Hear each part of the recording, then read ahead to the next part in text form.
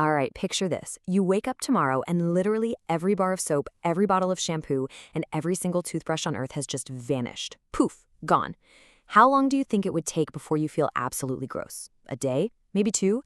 Well, in this explainer, we're going to take a trip back in time to a high-stakes, honestly terrifying world where keeping clean wasn't just some morning luxury. It was a literal matter of survival. We're talking life or death here. We're going to uncover the gross, the genius, and the downright dangerous ways our ancient ancestors handled their prehistoric hygiene without a single drop of manufactured soap. You know, there is just a massive gap between how we live now and how our ancestors lived. On one hand, we've got our luxurious, climate-controlled, hot modern showers. We just twist a knob, right? On the other hand, imagine the harsh reality of living for 100,000 years just coated in prehistoric mud, sweat, and grime. We completely take for granted how easy it is to wash the day away. Early humans, they didn't have private bathrooms or perfectly formulated lavender-scented body washes to rely on. So I've got to ask you, could you actually survive without soap? Now, I know pop culture and movies love to paint our ancestors as these perpetually filthy, smelly, cave-dwelling brutes who just didn't care that they reeked. But let's bust that modern myth right now. They actually cared deeply about getting clean, but definitely not for the reasons we do today. I mean, they didn't have job interviews or first dates to worry about, right? They had entirely different and frankly far more terrifying reasons to scrub the grime off their skin. Section 1. The Deadly Hygiene Paradox. And that brings us to our first major concept. We really need to shift our understanding of keeping clean from a modern convenience to an absolute prehistoric necessity. Just consider this grim, inescapable reality for a second. Smelling like a human was essentially ringing a dinner bell for a saber-toothed cat. In a hostile world that was absolutely packed with apex predators, carrying a distinct human scent didn't just mean you needed a quick rinse. It meant you were actively broadcasting your location to the world's deadliest killers. You weren't just smelly, you were prey. These stakes of prehistoric dirt could literally not have been higher. First, as we just talked about, that distinct human scent attracted deadly predators.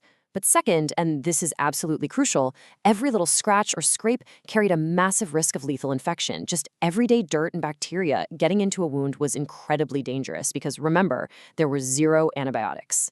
None.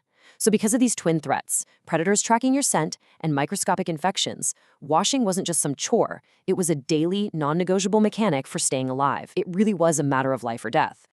Section 2. Scrubbing with nature's abrasives. So let's look at how this built into their actual daily practices.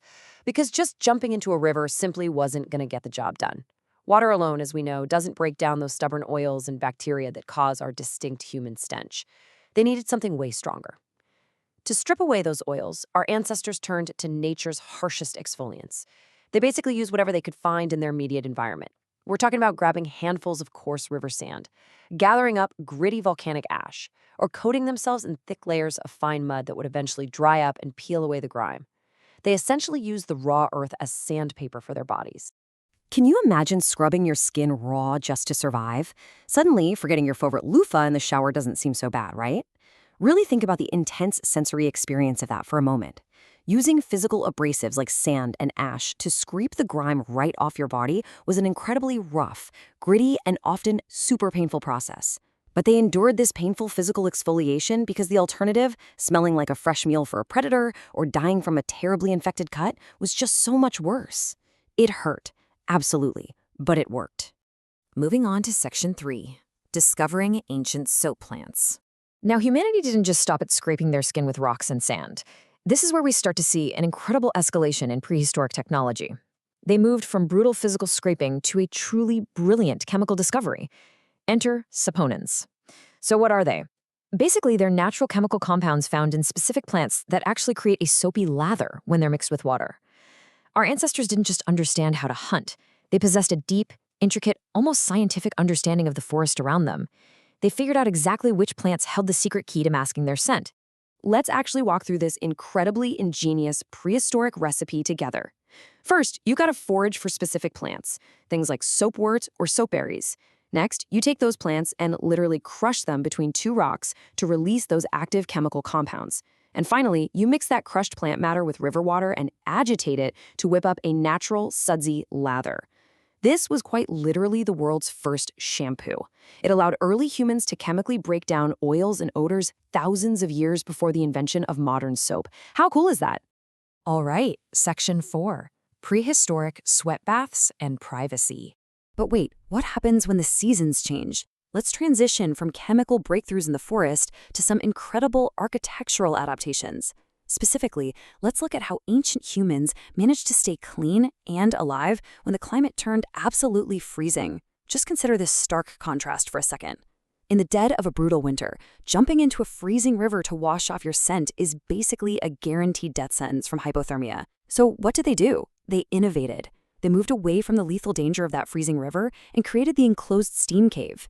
It was a safe, warm, and highly effective workaround to manage their hygiene without, freezing to death. Here is how this ancient steam ritual actually played out. First, they'd find a confined space, maybe a small built hut or a tight little cave. Then they'd heat up a bunch of rocks in a roaring fire until they were scorching hot. Carefully bring them inside and pour water right over them to create this thick, intense steam. This heat allowed them to literally sweat out the toxins, the oils, and the dirt from deep within their pores. And you know what's really fascinating? In a tribal world where people were constantly on top of each other, this practice also gave them one of their only rare, cherished moments of actual privacy. And finally, Section 5, the psychology of human smell. Let's bring this all the way back to you and me today. How do all these intense, ancient survival mechanics connect to our modern psychology and the way our brains process cleanliness right now? Well, we all know that weird, unexplainable, deeply uncomfortable feeling we get when we haven't showered in a few days. You just feel gross, right? But here's the thing.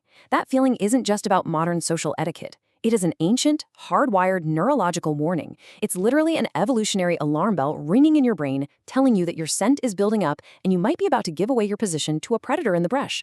Your brain is just trying to save your life. And that leads us to this incredibly powerful realization.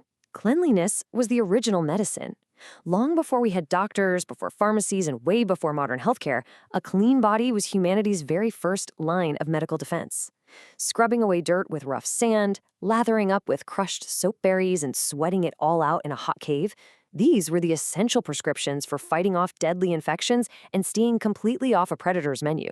So the next time you step into a comfortable, warm shower, I really want you to let this sink in. The ritual you're participating in began deep in the mud in the steam of the Pleistocene era. Every single time you lather up to wash away your day, you're participating in a highly successful evolutionary adaptation. It's the exact adaptation that allowed your ancestors to survive long enough to pass their genes all the way down to you. We survived because we learned to adapt. We learned to use the earth, the plants, and the steam to mask our presence in a highly, highly dangerous world. Which leaves us with this final thought for you to ponder. What other ancient survival alarms are still quietly ringing in your brain today, just disguised as modern habits? Think about that the next time you feel the sudden, urgent need to go wash your hands. Thanks for joining me on this